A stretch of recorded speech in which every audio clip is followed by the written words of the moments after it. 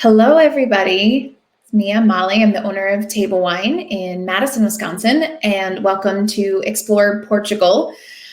I am really excited to be teaching this class again. It's been a couple of years since I've taught it, so it's, like getting to go on a mini vacation, which sounds really good right about now. If you are new to our classes, welcome. I hope you have the wines in front of you, either from us or similar wines. And if you don't, you can still learn. There's plenty to be learned without tasting, but hopefully you get to do the fun part too. We use the chat quite a bit. It looks like a lot of people have already chimed in with the intros, which I love. So thank you. It's great to kind of see you all kind of chatting. Lots of people didn't mention their names, and I know that like some of you have, your name, but for the partners, I'm curious, I'm always curious what people's names are. So I'm happy to meet you. So hello. So use the chat throughout class tonight. Feel free to ask questions. Thank you, Katie. I appreciate that. Now I can, now I know who's joining me. I only say that because sometimes people will tell me that they took a class with, like, oh, hey, I just took such and such class with you last week. And I'm like, but I don't know who you are because your name wasn't one of the, 15 registered people or 20 registered people. So anyway, please use the chat. Feel free to ask questions, comment on the wines. Thank you guys. I appreciate all the names. And we're gonna just kind of dive in. I asked folks to chime in and let me know kind of like familiarity with Portuguese wines. It sounds like actually quite a few of you have traveled to Portugal. And even some of the folks who haven't traveled to Portugal tend to drink Portuguese wine, which is really super fun. Whoa, that's a huge group. Look at all these people. I love it. So many people. That's great. So even if you haven't traveled there, we'll take you there virtually. And for those of you who have been there, it's a nice little chance to kind of remember the wonderful trip that you had. I was there about 2.5 years ago. And the majority of my trip was in Spain, and I spent, I think, like 24 hours in Portugal. I think probably not even quite that. And it included 9 hours of port tasting, which is an epic endeavor. It's a big thing. And when we get to port, we'll talk about it. I did not go to the port house that I'm featuring tonight, but I'll talk about the place I visited anyway, because I can't not. So let's dive in and get to Portugal. I'm going to do a little overview of the history and kind of wine fundamentals, and then we'll get to the drinking. If you want to have a glass in front of you with wine, I'm all for it, and you should pour yourself some Vinho Verde, which is for us the hiatus. If you're not drinking our wines, hopefully you have a Vinho Verde.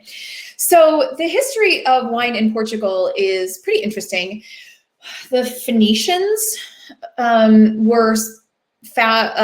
came to Portugal and started growing grapes there. The records say about 2000 BC. So somewhere around 4,000 years ago, wine was being made in Portugal. For those of you who have been there, or if you know anything about it, the terrain is pretty tricky, particularly in the northern part of Portugal in the Douro Valley. So just the fact that they had the wherewithal to do it is really pretty amazing. So the Phoenicians were there. They started growing the grapes. The Romans then spread wine throughout the country.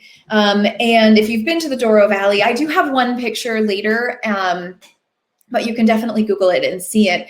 The Douro Valley has some of the steepest mountains in the wine world, and they're all terraced. So that's how they grow, on these super, super steep cliffs. The terrace itself might only be kind of as large as you need space for a vine to grow and a person to stand to pick the grapes. And that's it. That's as deep as it goes. And then another terrace up. when you're standing there and looking out over it, it's pretty breathtaking. And then someone points out like, oh, the Romans were here and they had these terraces built. And then you kind of stop and are like, okay, that's great and wonderful and interesting. And then they start to talk about like how they were terraced. And we're talking about slaves. We're talking about Roman slaves built these terraces that are still in use today. So just to kind of like honor and acknowledge that that is how the Portuguese wine trade existed. So there it is. So that's kind of like the more ancient history.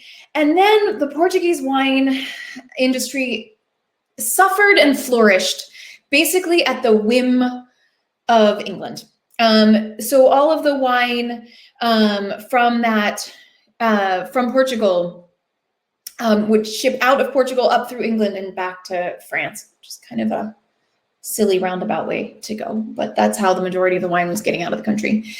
And depending on whether England was interested in French wine at the time or interested in Portuguese wine, that was kind of like how that was the roll of the dice. If the English were having a good time with the French, they'd drink French wine. And when they weren't having a good time with the French, they'd turn to Portugal and Spain. So I bring that up to say like that the style of wine that was most prominent in Portugal for centuries really depended on what the English liked. The English, Freddie Mercury the dog, I love that. The English liked, I'll say past tense. We're talking like old English, like the time of, I guess not old English, but the time like our country was founded and the 1800s and that kind of era of history. They like sweet wine. They were very used to port and Madeira and these sweet dessert wines, and we'll talk more about those at the end.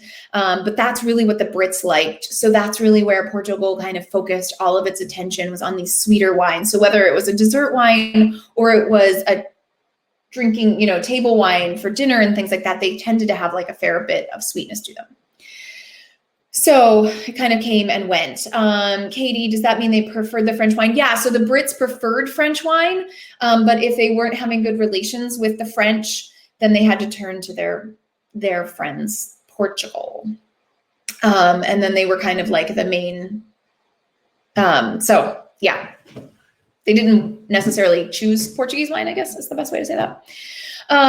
So then fast forward to the 20th century, there was this little aphid, this little bug called phylloxera that wiped out almost all vines on mainland Europe and really wiped out the wine industry in much of the wine world.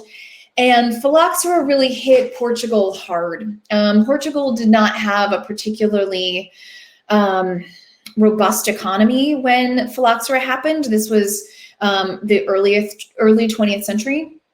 So with phylloxera happening and then both of the world wars, the wine industry in Portugal basically was non-existent by the 1940s. Portugal really struggled. If you know anything about Portugal, their economy is not strong, and it has been hard for them. And so wine just is kind of part of that struggle. It's not, it's not like France, it's not like Germany. They're not kind of like well taken care of. So here we are, late 40s, early 50s, and wine is basically non-existent. The terraces that I mentioned at the beginning, the terraces are still there. They may or may not actually have been maintained through this. There are grapes being grown for church, for maybe some personal consumption, that kind of stuff, but there wasn't an industry to speak of. And then they realized that sweet rosé was quite popular and was quite popular here in the United States. So that was really where they focused. They had a lot of kind of what I would say are random red grapes growing. And so they just made cheap, plonk, sweet rosé. I mean, like any bad idea that anybody out there has about rosé, it might be because of cheap Portuguese rosé. So that was really it until the last 30-ish years. It wasn't taken very seriously. And now there's this new movement of people within Portugal. They've seen how much international notoriety the Spanish wine industry is getting. And Portugal is, kind of like, hey, well, we could do that. They don't have quite the places of renown the way that Spain does, but they are definitely trying. So that's kind of a little bit of that history. Do they do good rosé, or did they leave that behind? So there is some good rosé in Portugal, but they like a sweeter rosé. That's like a kind of a national flavor profile. So it's not to say that you can't find dry rosé from Portugal, because you can, but they will leave a little bit more residual sugar in their rosés than the French typically do. And then that most, I would say, younger Americans tend to like. So I'm not saying stay away from Portuguese rosé entirely, but tread lightly, or just kind of like be a little cautious. Wine fundamentals, there are about 250 varietals that are grown in Portugal. I say that about because so many of the grapes have synonyms. So what is called Aragones in the north might be called something different in the south. We all know it as Tempranillo. So there are, when they say that 250 number, it's a little squishy because it's not exact. The most commonly grown varietals are a lot of indigenous varietals. So indigenous meaning that they came with the Phoenicians 4,000 years ago, or the Romans, shortly thereafter. So I don't have them all listed here. When we get through to each region, we'll talk about kind of the main grapes in those regions. Honestly, I don't have them listed here because it's just going to be a bunch of Portuguese words that that aren't going to necessarily mean anything to you. So that's why I'm kind of glossing over that a little bit. The levels of classification I have mentioned here, just to kind of give you your bearings a little bit. Like everywhere else in Europe, like we have the AVA system here in the US, they have a system of saying the grapes are from this specific place. And so now we can put the specific place name on there. So that level is the DOC. The one thing of note with the DOC level is that with that level, it does say the grapes have to be from this place. It also says these are the grapes that can be grown here. And here's how many grapes can be grown in these regions. So they have what is called yield control. And they tell the wineries, if you're going to put, the name of the place on the label, you can only grow so many grapes, because Portugal is hot. Things can grow easily there in certain parts of the country. And as a matter of trying to control the quality, they say, like, don't just grow all the grapes that could ever grow, like, slim it down and be better about it. The level up from there is Vinho Regional, which is kind of the larger region. And then there's the Vino label, which is just, they can come from anywhere within Portugal. I've never seen those wines. I didn't see them when I was in Portugal. My understanding is they're not really exported. So as I mentioned, there is a kind of like controlling board that says, hey, here are how many grapes you can what grapes you can grow, and the quality of the wine, and does it qualify for the DOC, and how much water are you using? They tell the wineries how much water they can use in the vineyards. There is a lot of Portugal, almost all of it is under drought. So they take their water usage very, very seriously. So I just mentioned that because it's a lot of bureaucracy. It's a lot of bureaucracy. And I've met with winemakers from Portugal who are like, I just don't want to deal with it. So if you ever see something that's labeled just that Vinho Regional and you're kind of wondering why, or, you know, why this wine meets all of the classifications for kind of like a higher tier port, but they're not saying that it's that level. Why aren't they saying it? It's probably because they just don't want to deal with the bureaucracy. Heather is saying that they had a rosé Vinho Verde while they were there, and it was odd. Fair. We have a Vinho Verde at the shop that I think is super delightful. I think many of you have probably had. But I'll take odd. It's okay. I'm not adverse to hearing that. The wine regions, I have a map on the next slide. The wine regions that are really kind of the key, the most important ones are the Douro Valley, which is up in the north, and that includes Porto, which is where all port comes from, the Douro DOC, and then Minho is a region that has Vinho Verde in it, and Alentejo. The other regions that are listed there at the bottom are the other regions that are, I would say, of note and worth knowing, and if you want to explore them, I'm happy to help or answer questions with them. They're just not what we're going to taste tonight. So there you are. And then we have a little map for those of you map-minded folks, so that you can kind of see where we're going to be. We're going to start in Vinho Verde, kind of up in the north. We're going to go down to Alentejo, and then we're going to end back up in Porto. So that's where we're headed, everybody. Before we jump to Vinho Verde, does anybody have any questions?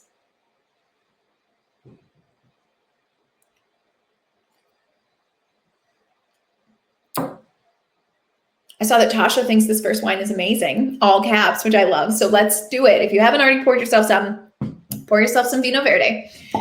So Vinho Verde is the region. It's not the grape.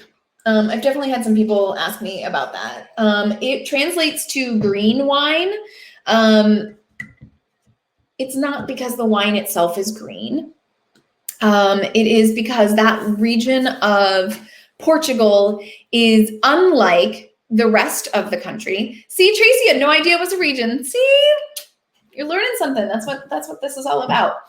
Vinho Verde, northwest corner, is part of, if you know Spain at all, the northern kind of third of Spain is called Green Spain, and that carries all the way over to the top of Portugal, and it's called Green Portugal. It's very verdant. It rains a lot. It's mountainous.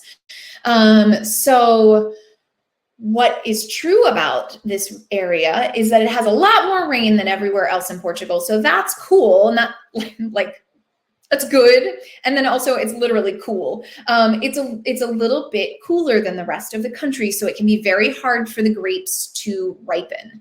So the thing about Vinho Verde, whether white, rosé, or even the reds, are that they tend to be high in acidity. The grapes just don't get as ripe as they do further in the south. So while the region does produce, you know, all three styles of wine, it really is white that is kind of the mainstay there. The kind of the primary grapes of white Vinho Verde are listed there. You can definitely find lots and lots of bottles and wineries that do not disclose what their blend is. They might just call it Vinho Verde. So Vinho Verde is just the place.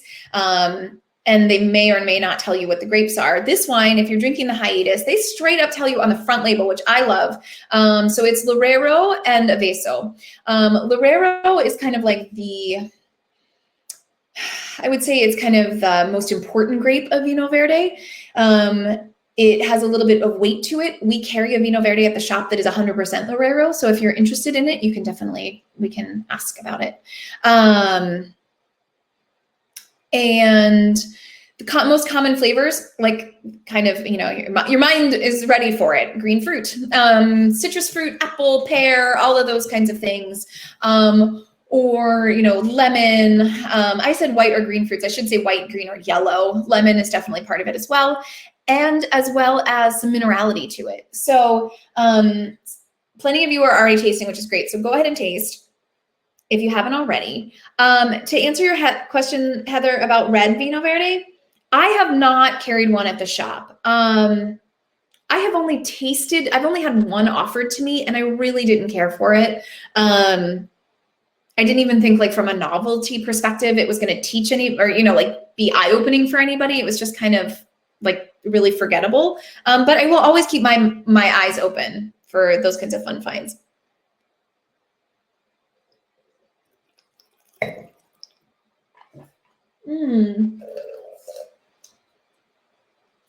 Some people are having salad.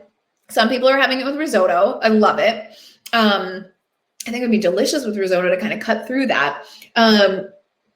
If you're not picking up on the effervescence, there's like the teeniest, tiniest little hint of effervescence in this wine.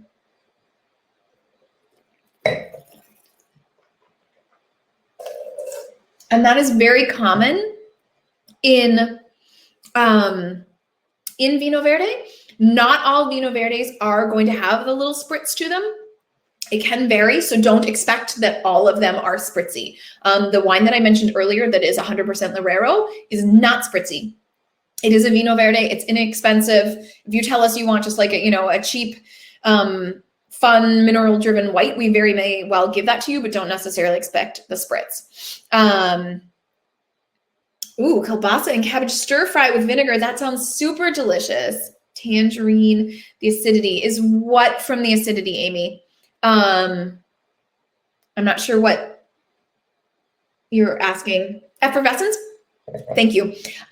In this case, this is actual effervescence. So it's not the feeling of effervescence that acidity can give you. It also has that, right? Like it is high enough in acid that it feels a little tingly, but this is actually, it's pretty common practice in Vinho Verde to either do forced carbonation or to bottle it before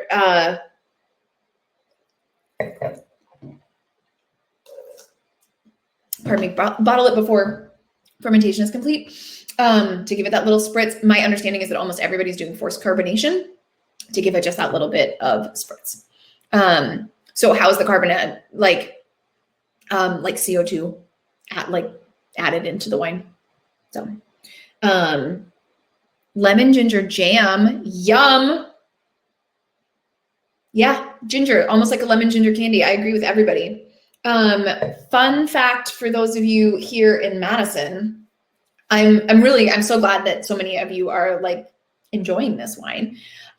This winery is owned by a woman who lives in Shorewood Hills here in Madison. So she is originally from Portugal, and her aunt owned the winery. And when her aunt passed away, she passed it on to Benedita. Oh, you lost sound. Oh no. Can everybody else hear me? Sound's working here. Okay. All right. Well, I'm glad. Okay. I'm glad that you can hear me. I'm going to chat her. Amy. And let's see on your end.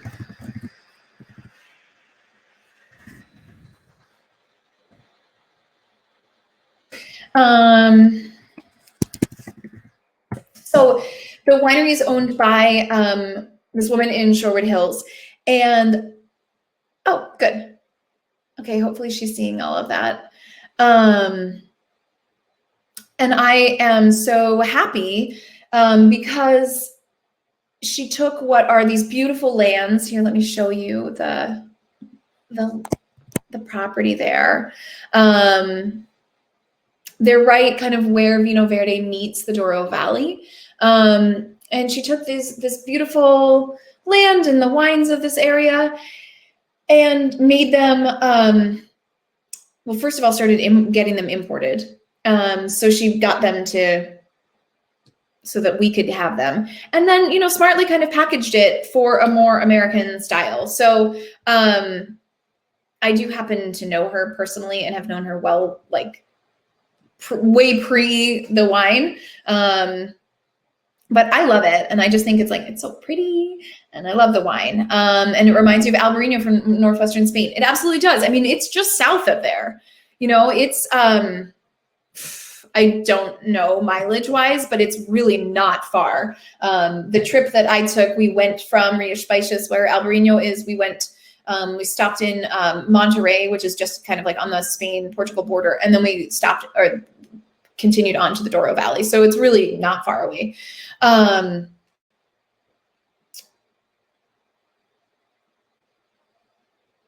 wondering if there's anything else people are tasting. How's it going? 2.5 hours on Google Maps. Thanks. That's what I can't do while I'm doing all of these other things.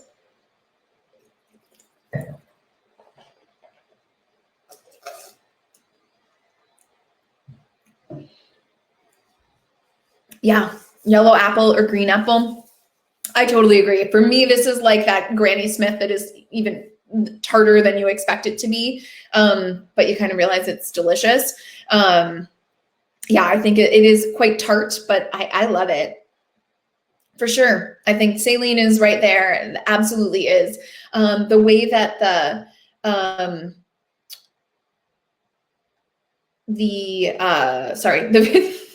vineyards are on the mountains. Here, I can make this big again. So the vineyards are kind of on the mountain, and often they'll have, even though they're a bit inland, they still talk about the sea air kind of making its way in.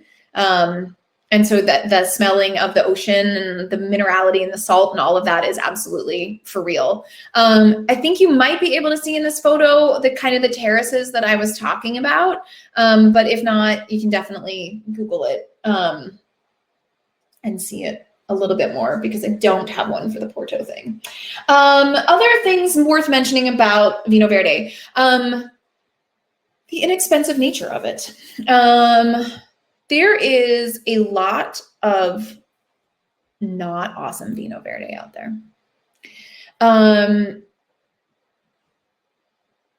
If you have had it before or know it, I think the thing that is fun about it is the possible light spritz that it might have, that kind of like lemony, limey, citrusy, wakes up your mouth. It tends to be very light in body and low in alcohol, making them super, super drinkable. This class, I scheduled Portugal for the beginning of September, thinking that it possibly could be much more of a Vinho Verde evening than a port evening.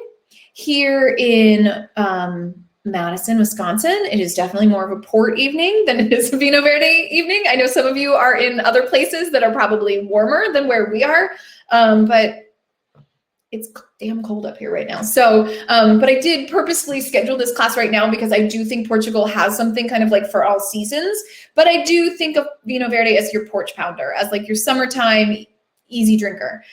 They are inexpensive. It's rare to find one that costs more than $15. So getting a lot of Lee's character as well. Interesting.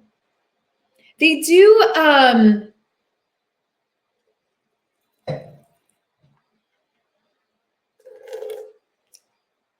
age it on the lees. I don't believe that they disclose how long. And I don't think it's for an extended period of time. I want to say like, like definitely less than a month. Like it's a shorter period of time.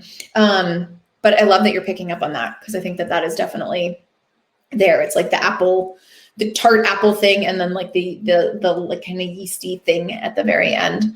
So I was talking about price and stuff. The only reason that I mention it is, just like kind of be aware that there's a lot of cheap Vinho Verde out there. And when the time comes to go back out to restaurants and bars, be wary.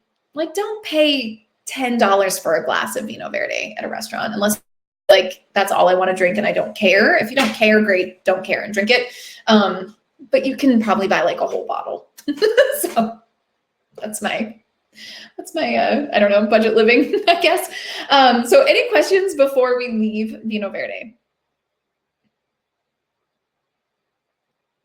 Yeah. Neil, thank you for asking. And always ask. So without spending too much time in the explanation here. So when wine, the price, I love it. So when you are fermenting wine, white wine specifically, when the yeast is done doing its work, it's done all of its fermentation, it sinks to the bottom. And typically the wine is filtered to leave behind the yeast particles. Those yeast particles, the spent yeast, is called lees, L-E-E-S. Some white wine is what is called aged on the lees.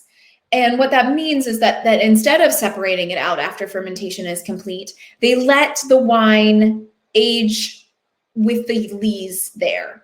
Sometimes it's just lees on the bottom, wine on top. They don't touch it. It's just there. Sometimes they do what is called batonnage, which is they stir it with these very large paddles and they kind of stir up the lees. All of that is to impart some yeasty character, right? It's dead yeast cells, but also kind of a roundness in your mouth. So like kind of a fuller bodied feel to the wine. So aging on the lees is like most common in Chardonnay in certain parts of the world. It's a common practice in Champagne, which is what Katya mentioned. And here in Vinho Verde, the reason that they do it is without that, the wine would be so linear. It would just be like, whoop, here I am. I'm acid to the back of your throat, which may or may not be pleasant for some people. You know, it can be like just like squeezing a lemon in your mouth. You kind of, you know, the idea of maybe lemon meringue is a little more appealing than just straight lemon juice. So I hope that helps. Let me know if you want more explanation. So, all right. Are we good to move on from Vinho Verde? Yeah, great. Okay. All right. All right. We're going to go south to Alentejo. So Alentejo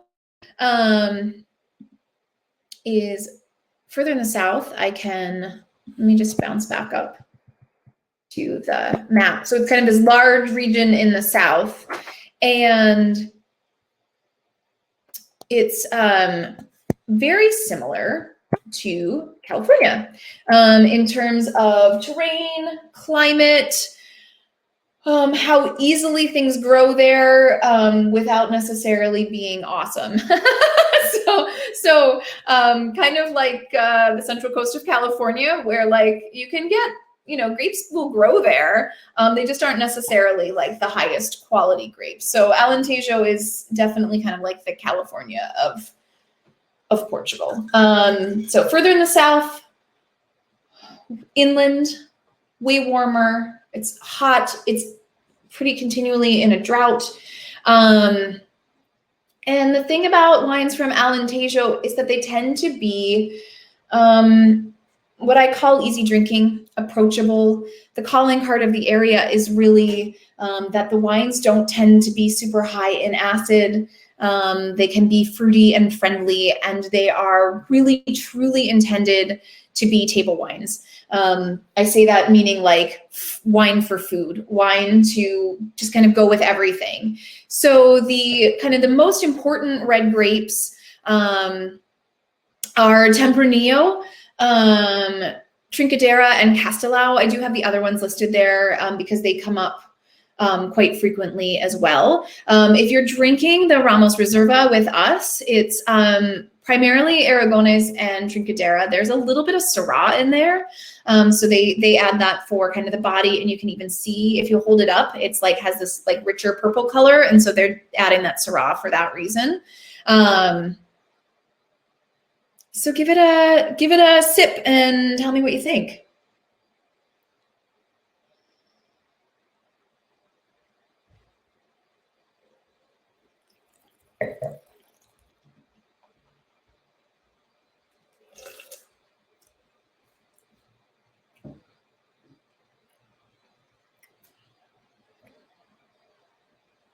I can't get over, I don't want to throw things out before you guys tell me what you're smelling and tasting, and then I'll throw out my thing, because I just have this like thing in my head. I'll get there, Kat. I'm not ignoring the comment about does it smell like rubber. I'm just gonna wait. Yep, raspberry. You really like this one. Awesome. Hearts. I love it.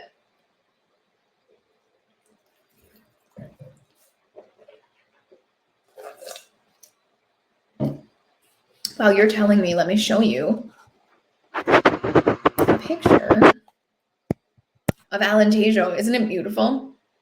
It's so pretty. And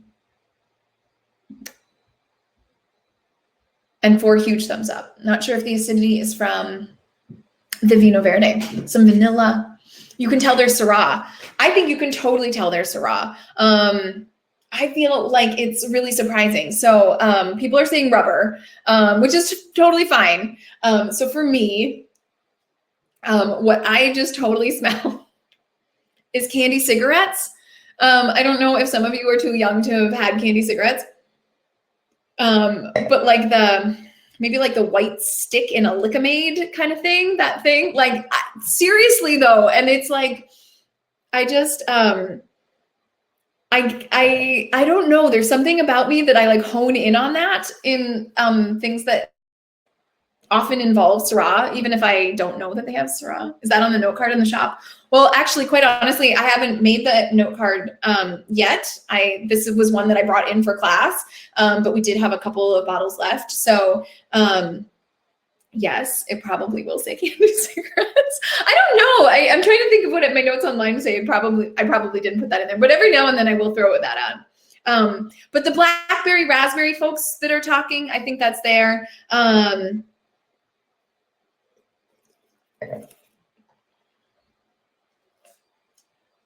Heidi was talking about the chalkiness, which I think is definitely there from the tannins. And that is there. Yeah. Chalky on the tongue. Yep. But maybe tannins. That is there from the Tempranillo, from the Aragones. Amy, we have had 100% Alicante Boucher at the shop. Unfortunately, the one that I really loved the most is no longer available. So right now we don't have one, but I can definitely be on the lookout for you. Tasha doesn't love the smell, but loves the taste. That's not weird. I think that's totally legit. I think it happens all the time. However, yeah, you're fine. And also it's what you think. So Freddie Mercury is not judging you, so no one else should.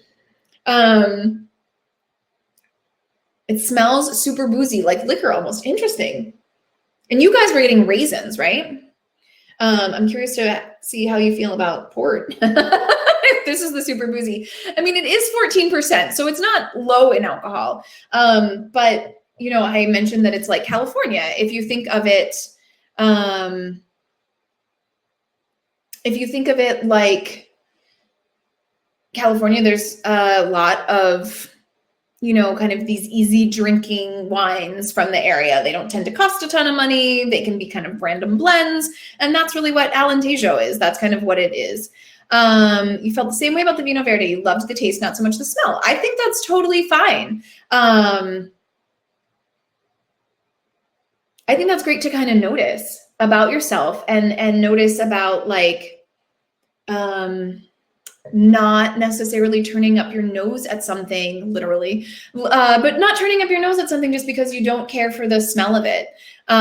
You know, smell is definitely a part of the wine tasting process, but there are wines that I don't love the smell of that I love the taste of, or vice versa. I have recently tasted some wines where I love the way they smell, and then on the palate, they're just not what I want. So yeah. And you like it a lot more with food, Katie. That totally makes sense to me. Yeah, it fixes if the amount of tannin to you is like, nope, this is chalkier than I want. You know, I'm gonna have a glass of water. And Tracy's pointing out it's going to open up with oxygen. It absolutely is. This is for sure a wine that shall you not drink it all right now. If you drink it over the course of the evening, you'll notice it really open up and change. And when I say open up, I mean like the tannins are going to kind of soften. It's going to have a different mouthfeel. You're going to definitely get different aromas and flavors as the night goes on. If you want to hurry that process up, you can aerate it or decant it. So you can just pour it into, if you have a decanter cool, a mason jar or something of that sort. I know some of you have heard me say this a million times. For classes, there have only been 2 exceptions where I have actually decanted a wine ahead of class. where basically I didn't think the wine would be drinkable if we didn't do it that way. But I like to pop open the wine and just drink it as is. And you all can decide for yourselves, is this exactly what I want? Is this how I want it to taste? Or do I want it to be a little softer right now? For me, I kind of enjoy the let's see how it opens up over the course of the evening. So that's how I roll. Will you like it more tomorrow? You might like it more tomorrow, Katie. If the tannins are too much for you tonight, which it kind of sounds like they are, it will definitely be better tomorrow.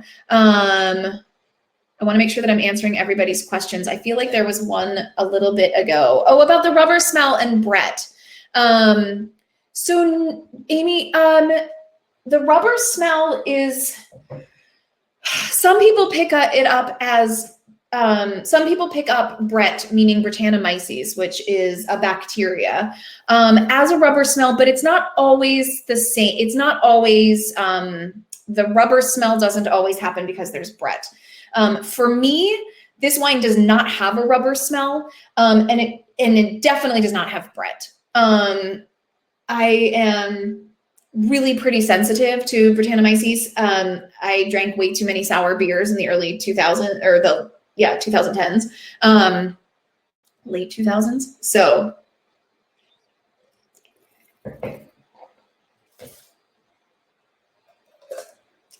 I would not say that this falls into that category. I have definitely, if you're curious, Amy or anyone out there listening who's like, what the hell is talking about Brett? And Caitlin and Mike are like, what is Brett? It is Brettanomyces. It is the bacteria that makes sour beers taste sour. And it can, if you are interested, I definitely have a wine in the shop that would be a little lesson in Brettanomyces. So for those of you who are interested, cool. For those of you who are like, hell no, I don't want my wine to smell or taste like that, you don't have to do that. Okay, I think we're good. It's just more complicated than what we usually drink. That's fine. That's fair. And I know Katya, I think, said she'd be interested to see how it would age.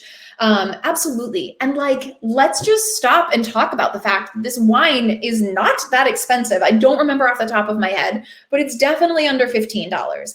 I feel like this packs so much complexity. $14, thank you. That's a lot of wine for $14, right? There's a lot going on there. So I think that's pretty awesome. I have carried other wines from this part, from Alentejo, that I love. And there are wines that you would kind of drink on the first night, and they would be great at a fun party and no one would ever pay attention. And they'd be like, that's a totally bubbly, drinkable wine. I feel like this is more serious. So, oh yay. Lasagna with homemade noodles. That sounds so great. I had grand plans many years ago that I was going to make a lasagna where I made everything. I made the ricotta and made the sauce, grew all the veggies for the sauce and the basil, and made the noodles. And the only thing that I would buy would be I don't know. It would take so much time. No, and I own my own business, have a child, just got a puppy. I don't know. I didn't have time for the days and days of lasagna. And also, would it really pay off? I don't know that it would really pay off. Yes, puppy. Any questions before we leave Alentejo? What kind of puppy? The cutest kind of puppy. She's like a boxer mix. She's about 20 pounds. She's only going to grow to be about 30. She was on my Insta stories. Maybe I'll post a picture of her sometime soon. For those of you who don't follow me on social media, follow Table Wine on social media, I should say, because it's not me, it's Table Wine. I don't post pictures of my child because I own a liquor store, and I just don't think that my 8-year-old needs to be part of that. But so the puppy is totally fair game for social media.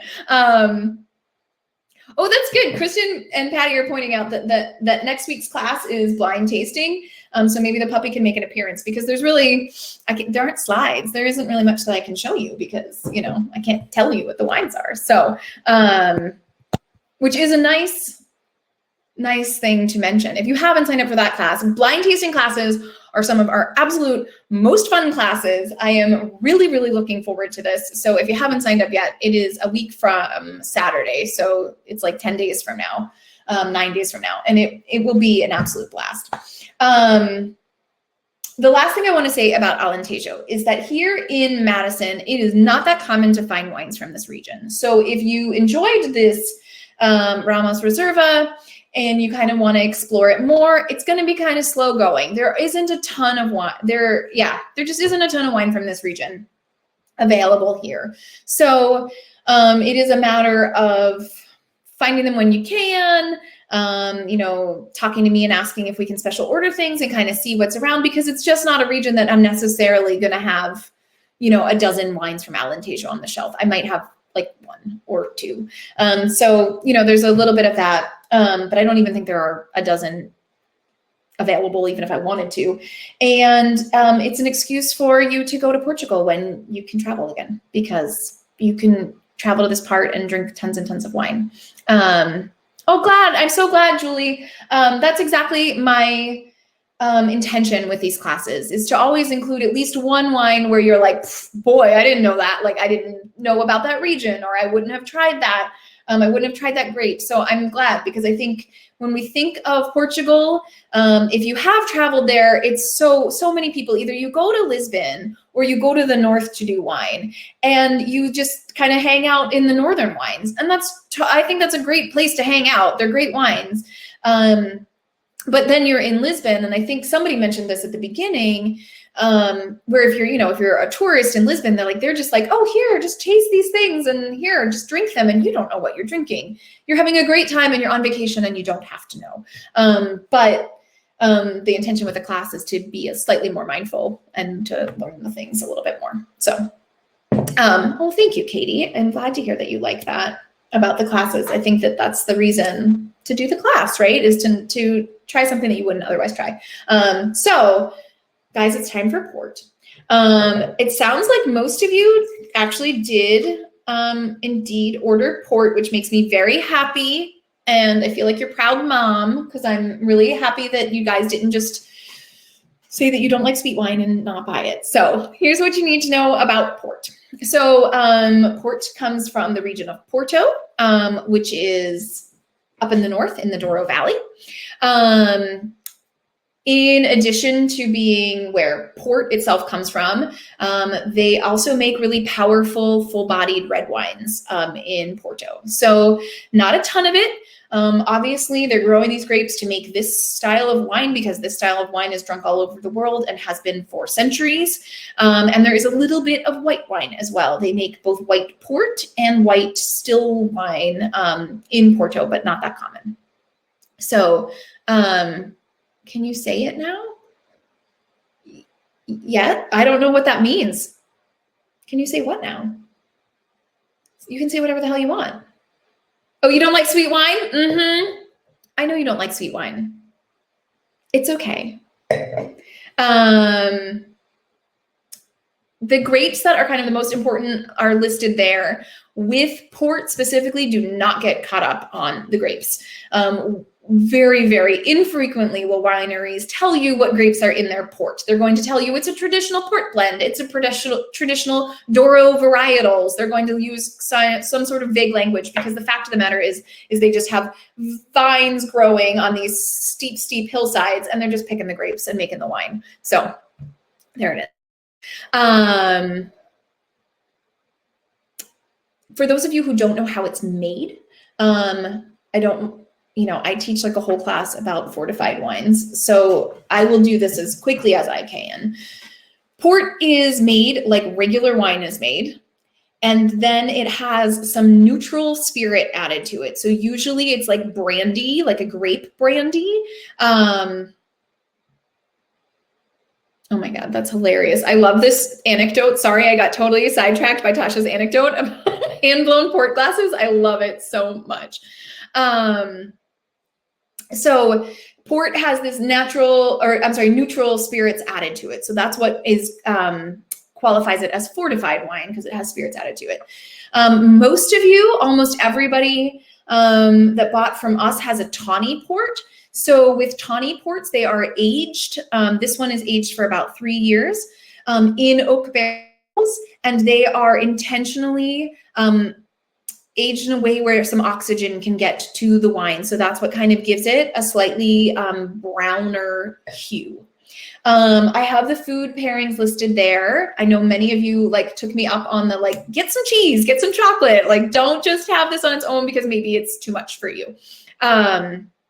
So port, if you are drinking the ruby port, which I know some of you did have, the only difference there is the way that it's aged.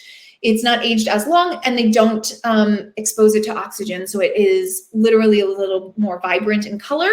And it does take on some different flavor profiles. So it's not exactly the same thing. It is going to be sweet. It's going to be luscious. Tawny ports lean more towards like caramel and toffee and nut flavors. Rubies lean more towards like rich black fruit and chocolate flavors. So it sounds like from what I'm reading, a lot of you are okay with it so far.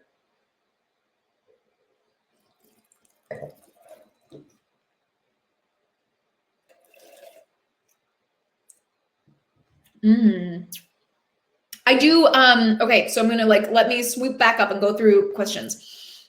The question of, is this tawny port a little bit more red in color than most tawnies? It absolutely is, most definitely. Most tawnies look really brown, really brown. This has a little bit more of that kind of red hue to it. I can't say that I know why it's a little redder in color. You're definitely right about that. This is a picture of Kopke. They claim to be the oldest winery in Porto. You know, who knows if that's actually accurate or not. But they have been steadily in operation since 1683. So that's a hell of a long time. If you get into port, you'll notice that there are a lot of British-owned wineries, or at least they still have British names. They might not still be owned by Brits or Dutch. And those are holdovers from, centuries ago. So, okay. So brandy as a neutral spirit, are there others? Kathleen's asking. There are other neutral spirits that they might use. Brandy is the most common because brandy is made from grapes. So it's really the most common one that they're going to use, because they can make it easily from what they have on hand.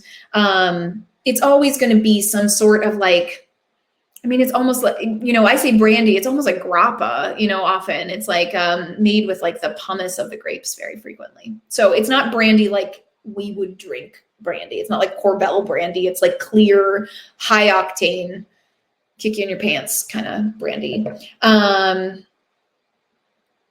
Tasha's drinking the Warris Warrior. So Tasha, the only difference is that that's the ruby and not a tawny. But I'm glad you like it. I know some of you, I did have to kind of go with the with a substitution. Should it be refrigerated to store? Tracy, I will get there. I'm just going to circle back up and see. Alexis asked, do people usually smell port in the same way as other wines?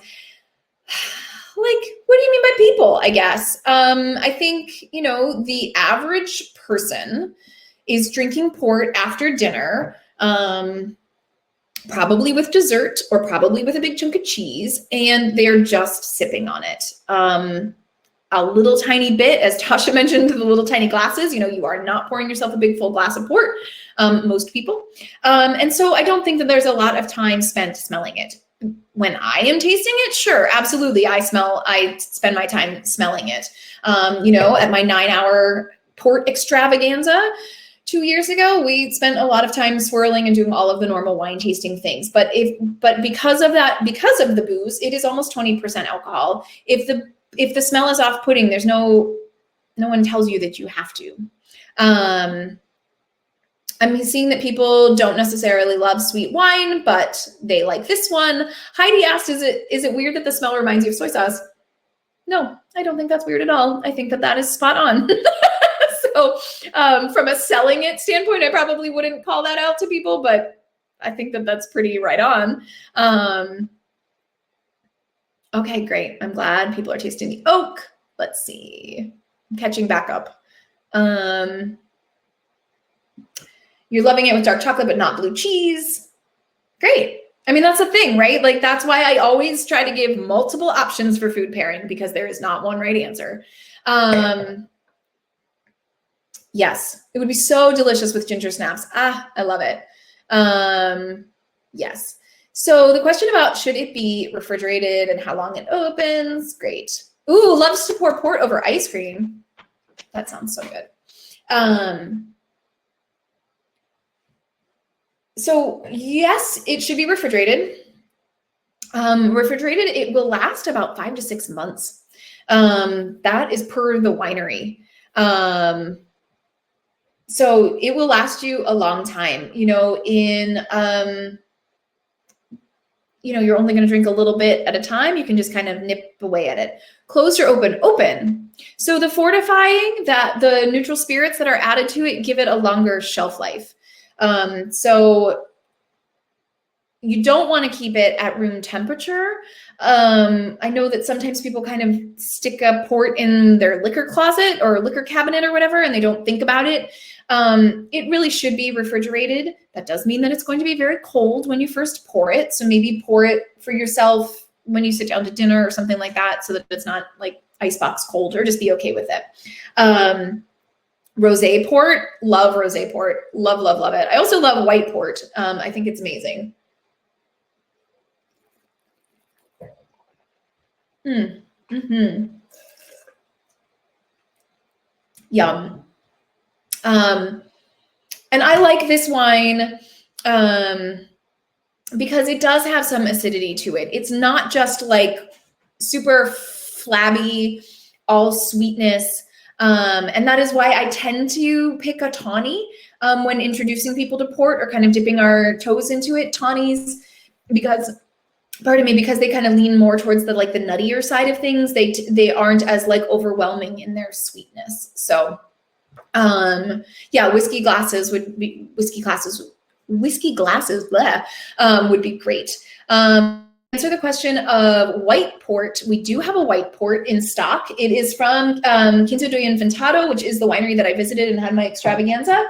I could honestly talk about Zhao and his amazing wines for an hour straight just to talk about them. And rosé port, we don't. I have not seen one offered in Madison. If it were to happen, I would try to snatch it. Maybe Amy has seen it. I don't know. I haven't seen it. This tawny, Valerie, to answer your question, this tawny was aged for 3 years before bottling. Oh, Cedar Creek. Awesome. I should check that out. I haven't had it. I love rosé port. And to answer Katie's question, how does it differ?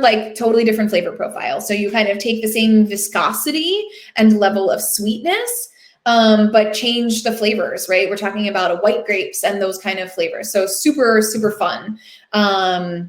There's a drink in Portugal, which is white port and tonic. And it's kind of super refreshing. It's almost more like vermouth. In that sense. And Lisa is drinking port with Gale's chocolates, which I just think sounds absolutely divine. So way to go. Way to keep it Atwood centric.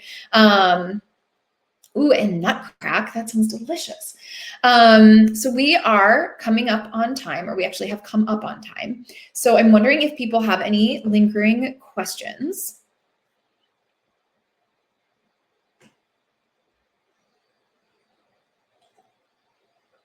Katie asked if we could do a port class. Possibly. I'll see. My hesitation there is that there aren't a lot of options in the 375. I don't know how many people want to commit to a 750. I do teach fortified wine class, and I was kind of batting that idea around in my head, just because with the virtual classes, I'm kind of you all have to buy the wines and take them home with you. So we'll see. Possibly. I can tell you that we will probably stay on the Iberian Peninsula in October for our place, for where we're going to go. Does port have the same naming requirement as champagne? No. No, because Wollersheim definitely has port, and now, you know, Cedar Creek does. No. Yeah. So, no, it does not.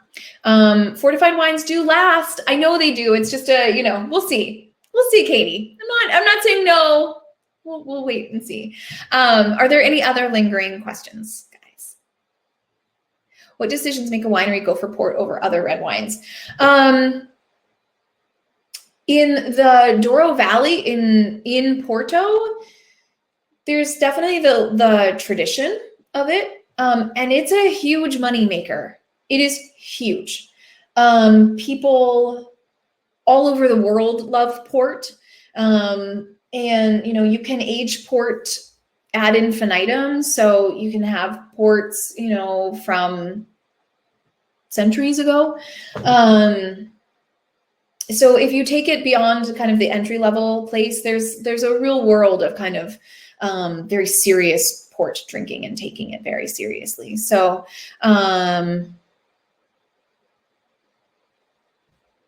yeah, so that would be why they would choose that. You know, I know that here and now it's kind of trendy to not like sweet wine, but there's a lot of money in sweet wine. In port. Oh, thanks, Amy, for the correction on that. So that Wollersheim was grandfathered in. So you can't start a winery now, I guess, and say port. So thank you for that. I kind of hesitated on that, so thank you. Yay, I'm so glad. Thank you. What about Wisconsin? Does it make any portion of it easier? Oh, I see.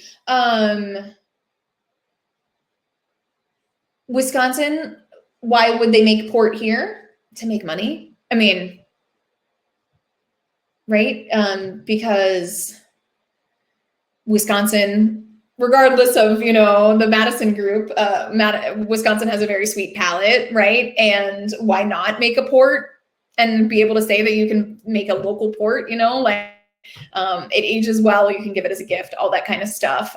You can make port from a variety of different grapes. So maybe you don't necessarily have the kind of grapes in your vineyards that are high quality enough to make a bottled still wine, but like, hey, all together, they make a pretty good port. So thank you guys. If there aren't any other questions, I don't think. Yay. Thank you so much. I'm so glad you guys are enjoying these classes. I really, really appreciate it. So if you haven't already, we have blind wine tasting whites next Saturday, and we have Cab Franc the night before my 41st birthday in a couple of weeks. So join us for Cab Franc at the end of September. Awesome. Thank you guys. Appreciate it. I'll see you later.